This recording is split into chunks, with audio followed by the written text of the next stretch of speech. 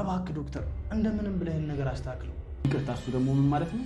የኔ ወንድም እኔ ለሙያ የታማኝ ነው ዶክተር። አሁን ቢሮዬን ለቀህ ብትወጣ ደስ ይለኛል። አልጨረስኩም እኮ። ውጣልኝ አልኩህ እኮ። እንዲህ በቀላሉ ግምት ወደ አይመስል።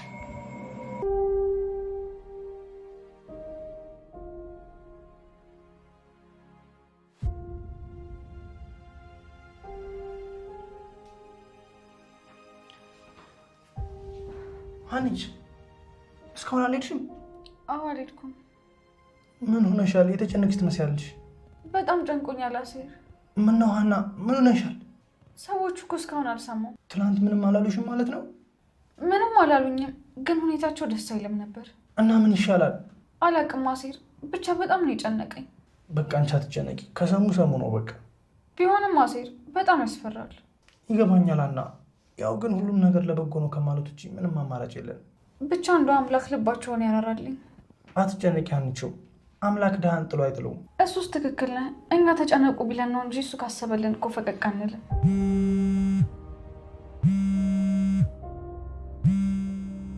ደወሉ። እነማን? እትዬ። እና ለምን ትደነግጫለሽ? እንዴት አልደነግጥ አሴር? እኔ እኮ ውሸታምና ሌባ ሆኛለሁ። ይኸውልሽ ሀና፣ አንቺ አባትሽ ልጅ ነሽ። መቼም ሌባና አጭበርባሪ አትሆኝም። መጀመሪያ አንቺ ራስሽን አረጋጊ። ከዚያ ለሚጠይቁሽ ጥያቄ በትክክል ትመልሽላቸዋለሽ። ተግባባን አይደል? እንዴት ብዬ አሴር? አባትሽን አስቢያቸው። አባትሽ ለአንቺ በጣም ብዙ ነገር ሆነዋል። አንቺም ለሳቸው በጣም ብዙ ነገር እየሆንሽ ነው። ግን አንቺ ለአባትሽ በህይወት መኖር አስፈላጊ ነው። አባትሽን የፈጠረ አምላክ ጥሎ አይጥላቸው። በአምላክሽ ተስፋ አትቁረጪ። አመሰግናለሁ አሴር። በቃ ልሂድ። እሺ በቃ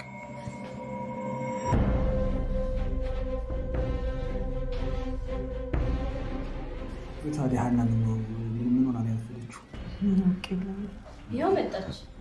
ሀና ለምን አረፈድሽ? አንቺን አይደል እንደምንጠብቀው? ምን ሆነሽ ነው? በጣም ይቅርታ ዶክተር። እሺ ወይዘሮ ሜላት፣ ከአሁን በፊትም ለሀና ነግሬያት ነበር። አሁን ደግሞ ለሁላችሁም ማሳወቅ ስላለብኝ ነው እዚህ ድረስ እንድመጪ ደውዬ ያሳወቅሽ። እሺ ምንድን ነው የተፈጠረ? አዲስ ነገር አለ እንዴ? እሺ እንግዲህ የሀናን አባት የሚያሳክመው የአንቺ ድርጅት እንደሆነ ይታወቃል። ስለዚህ አንዳንድ ወጪዎችን ማወቅ ይኖርብሻል። ለዚህ ነው እንዴ ጠራኸኝ? በስልክ መንገር እኮ ትችል ነበር። ለሀና አባት ቀሪውን 200 ሺህ ብር ለመሸፈን እኮ ተስማምቻለሁ። በእርግጥ የገንዘቡ መጠን አሁን አንቺ የገለጽሽው አይነት አይደለም። ኦልሞስት ወደ 800 ሺህ አካባቢ ደርሷል። ከዚህ ውስጥ ደግሞ የአንቺ ድርጅት 75% ነው የሚሸፍነው። ያ ማለት ደግሞ ወደ 600 ሺህ አካባቢ ማለት ነው። ምን? እንዴት? እማዬ ተረጋጊ እንጂ። ምኑን ተረጋጋሁት? አንቺ ልጅ ዘረፋ ነው እንዲያሽው 200 ሺህ ብር ብለሽ ቃል አስገብተሽ እንዴት ነው እንደዚህ የምታደርጊው? እትዬ በጣም ይቅርታ፣ እኔ እንደዚህ እንደሆነ አላወቅኩም ነበር። አሁንም ቢሆን ሂሳቡ እንዴት እንደዚህ እንደደረሰ አልገባኝም። ሀና እኛን ጥፋተኛ እያደረግሽን ነው እንዴ? እኔ እናንተን ጥፋተኛ አላደረግኩም። ሌሊቱን ሙሉ ሳስበው ነበር፣ ግን ለአባዬ ሕክምና ይህን ያህል ገንዘብ አይወጣም። አስፈላጊ ከሆነ ደረሰኙን ላሳይሽ ይችላል።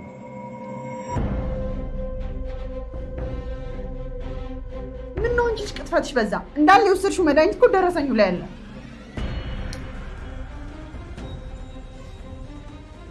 እንዴ ዶክተር፣ ይሄን መድኃኒት እኮ አባዬ 2 ቀን ነው የወሰደው፣ ለዛውም በቀን 1። ኧረ እባክሽ እውነት በአንቺ ቤት ሰው ማታለልሽ ነው አይደል? እትዬ አባዬ ይሄን መድኃኒት 2 ቀን ብቻ እኮ ነው የወሰደው፣ ግን እዚህ ጋር የተጻፈው ለ15 ቀን ለዛውም በ6 ሰዓት ልዩነት ተብሎ ነው። ስለዚህ ለአባትሽ የታዘዘውን መድኃኒት እያወጣሽ ትሸጪ ነበር ማለት ነው። እኔ እንደዛ አይነት ሰው አይደለሁም።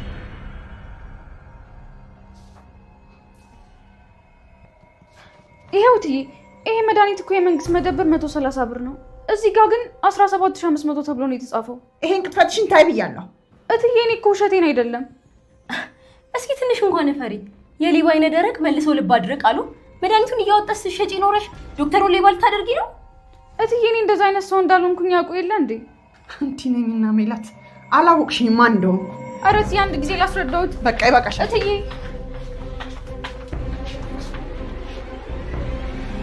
እንዴ እማዬ ምን ሆነሻል?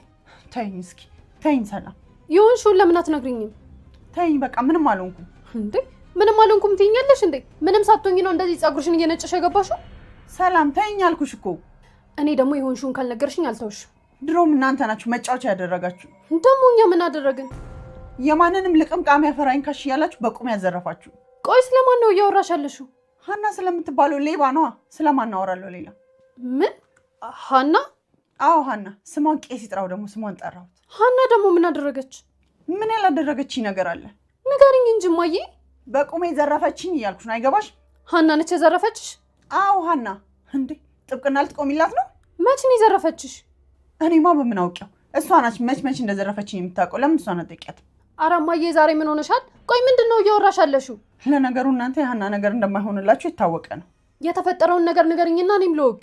እንደውም ውጭልኝ። ከአንቺ ጋር እንደውም ማውራት አልፈልግም። ውጪ እማዬ። ውጪ አልኩሽ እኮ። ምንድን ነው ነገሩ? እንዴ ውጪልኝ። አሰሚም? ቆይ እያበድሽ ነው እንዴ? ትንሽ እኮ ቢበሉ ጥሩ ነበር ግን አቅሙ ከየት ይምጣ ካሉ እሺ። እንዴት ያለሽ ባለሙያ ነሽ! ወይም ማማ እንደሱ ነው ብለው ነው። እንደው እጅሽ ይባረክ። አሜን። እጅሽን ከቁርጣት ሁሉ ይጠብቅ። አሜን ማማ። እኔን እንዳጥግብ እንዳደረግሽ ጥግብ ያለውን ትዳር ይስጥሽ። ደግሞ ይልሽ የኔ ቆንጆ አባትሽን ይማርልሽ። አሜን። እንዴ ምን እያደረግሽ ነው?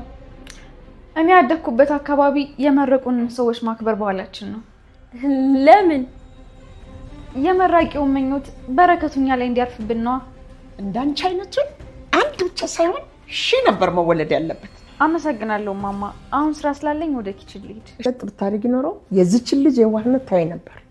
እኔ ደግሞ ልምከራችሁ፣ አይናችሁን ገልጣችሁ ብታዩ የሀናን እባብነት ትመለከቱ ነበር። አንቺ ልጅ ግን ጤነኛ ነሽ እንዴ? ፍክክር ነው ያልሽው? ምን ትላለች እቺ?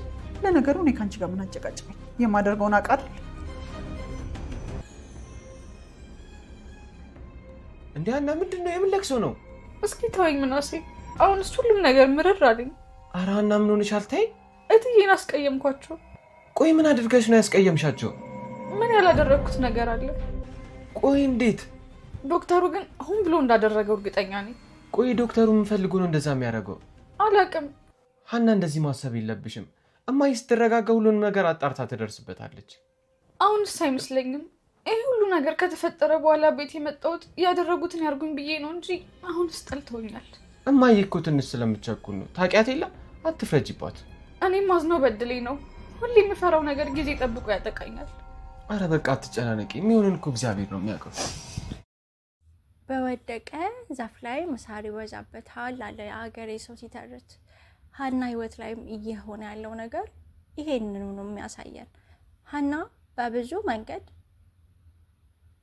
እውነት ከሷ እየወገነችላት አይደለም። የያዘችው እውነት ሁሉ ከእጇ እየወጣ ተቸግራለች። በመጀመሪያ ደረጃ መስቀሏንና ፎቶዋን ተሰርቃ ልጅነቷን ጭምር አታለች። በመቀጠል ደግሞ ቤተሰቦቼ ናችሁ ብላ ያለቻቸው ቤተሰቦቿ በተለይ ደግሞ እናቷ ፈጽሞ አንቺ ልጅ ልትሆኚ አትችልም በማለት ቅስሟን ሰብራታለች። ያለ ምንም አመኔታ ሜዳ ላይ ቀርታለች። ያ ሆኖ ወደ ዲኤንኤ ያመራው ንትርክ በስተመጨረሻ አሁንም ሀናን ተሸናፊ አድርጓታል። ያ ደግሞ እጅግ በጣም ልብ የሚሰብር እና እጅግ በጣም የሚያሳዝን አስከፊው የመጨረሻው አስከፊው ነገር ነው። ምክንያቱም ሀና በጣም እርግጠኛ ነበረች በምን ዲኤንኤ ውጤት ተመርምሮ ልጅነቷን እንደምታረጋግጥና እውነቱ እንደሚወጣ። ያን ግን አልታደለችም። የዲኤንኤ ውጤቱ የወገነው ለርግበ ነው። ተንኮለኛ ሰው አንዳንዴ ይሳካለታል፣ ለጊዜውም ቢሆን ይደሰትበታል። ነገር ግን እውነትን የያዘች ነፍስ በስተኩለ ማታም ቢሆን እውነቷን ማውጣቱ አይቀርም፣ እውነቱ መፈንዳቱ አይቀርም። ግን ለጊዜውም ቢሆን ሀና ያለችበት ጭንቀት እጅግ በጣም ልብ የሚሰብር ቅስም የሚሰብር ነገር ነው። ዶክተሩ በፍጹም ሙያዊ ስነ ምግባሩ በማይፈቅድ መልኩ የሀናን ልጅነት አጭበርብሮ ሀናን ልጆት አይደለችም፣ እንዲሁም ደግሞ እውነቷን የሰረቀቻትን ርግበን እቺ ልጃችሁ ናት በሚል የፀጉር ዘለላውን በመቀየር ሀናን ተሸናፊ አድርጓታል። ያ ማለት ደግሞ እጅግ በጣም ከፍተኛ ሀዘን ነው ሀና ውስጥ የጫረው። ምክንያቱም እውነቷን ትፈልጓለች፣ መታመኗን ትፈልጓለች። የሆነ አንድና አንድ የዲኤንኤ ምርመራ ብቻ ነበር የነበረው። ነገር ግን ያም የዲኤንኤ ምርመራ እሷ ተሸናፊ አድርጎ ሲያቀርባት ራሷን መቆጣጠር ነበር ያቃታት።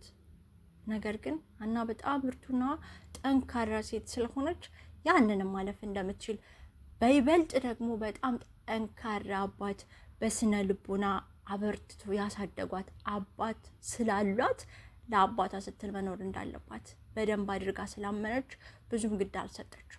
አሁን ላይ እሷን በጣም የሚያስጨንቃት ልጅነቷን መካዷ ሳይሆን እውነቷን መሰረቋ ሳይሆን ውሸታም መባሏ እጅግ በጣም የሚሰብራት።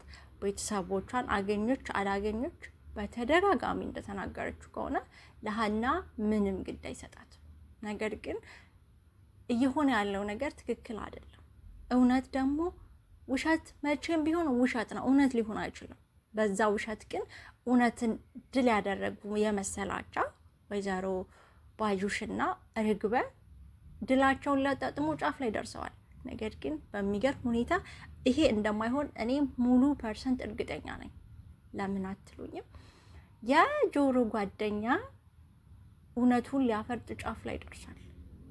በጣም ልቡ ተሰብሯል። በሱ ጥፋት ሀና ዋጋ እየከፈለች መሆኑን ሲያቅ እጅግ በጣም አዝኗል። ሄዶ ያኔ ስራውን ያዘዙኝ ፎቶውን እንድሰርቅ ያዘዙኝን ሰዎችን ካላመጣክ እገላሃለሁ ብሎ ስራውን ያገናኘውን ልጅ አንቆ ይዞታል። እንደሚታወቀው እሱ በጣም ነው የሚፈራው። በጣም ስለሚፈራ እውነቱ መንገሩ አይቀርም። እውነቱ ሲነግረው ደግሞ የሚከፍለው ነገር ቀጥታ ሂዶ እውነቱን ያጋልጣል ማለት ነው። ፎቶውንና መስቀሉን ሰርቆ እሱ እንደሆነ ለወይዘሮ ባዩሽ የሰጠው ሁሉም ነገር ሲያጋልጥ ወይዘሮ ባዩሽ እና ርግበ በስተመጨረሻ ውርደታቸውን ተከናንበው ሀና ልጅነቷን ታረጋግጣለች። ነገር ግን ደግሞ በጣም የሚያስጠላው ነገር ሀና አሁን ላይ የሆነባት ያለው ነገር እጅግ በጣም አድክሟታል፣ ልቧን ሰብሯታል፣ ጎድቷታል። ያንን ደግሞ መቋቋም አልቻለችም። እሱ ነው የሚያሳዝነው። እና በምንም አይነት ሁኔታ ውስጥ ብንሆን እውነት የኛ ከሆነች አንድ ቀን ድል ወደኛ መምጣት አይቀርም። ምክንያቱም እውነት ትቀጭጫለች እንጂ